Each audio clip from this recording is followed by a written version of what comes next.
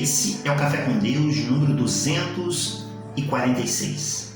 O tema de hoje é derretendo as preocupações. Isaías, capítulo de número 26, versículo 3, diz assim: Tu, Senhor, guardarás em perfeita paz aquele cujo propósito está firme, porque em ti confia. Estamos falando numa sequência, nos últimos dias, de não recuar. No dia anterior ao de ontem. No dia de ontem falei sobre dar o primeiro passo.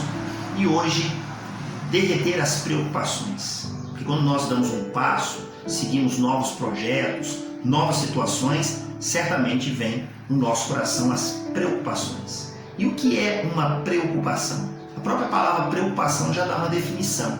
Preocupar. Ou seja, se ocupar antes da hora. A preocupação nada mais é que você se ocupar de algo antes da hora. Pré significa antes. Quando nós estamos falando sobre derreter as preocupações, a oração, vamos dizer assim, de Isaías, no capítulo 26, Senhor, o Senhor vai guardar em perfeita paz aquele que tem um propósito firme no Senhor, porque confia em Ti. Ou seja, quando nós confiamos em Deus e temos um propósito firme em Deus, nós estaremos em paz. E as nossas preocupações estarão sendo derretidas pelo poder de Deus. Ou seja, nós confiamos que o Senhor está conosco. Nós não recuamos. Nós damos um primeiro passo e vamos avançando porque sabemos que o nosso Deus vai abrir os caminhos, vai abrir as portas que precisam ser abertas, vai dar as vitórias que precisam ser dadas, vai gerando em nossos corações a alegria e expectativa de novas conquistas.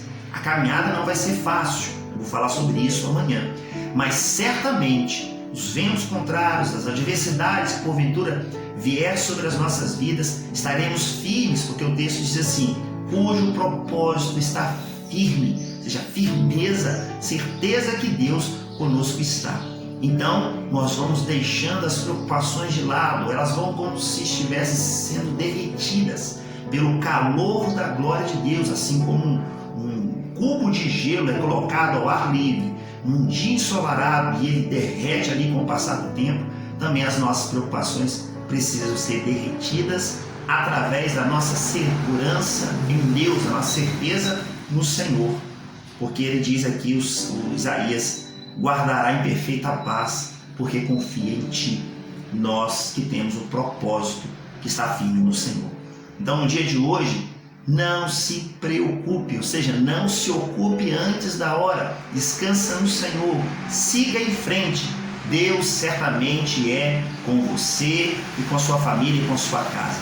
Não tenha dúvida a respeito disso. Deus te abençoe no dia de hoje, no amor de Cristo Jesus.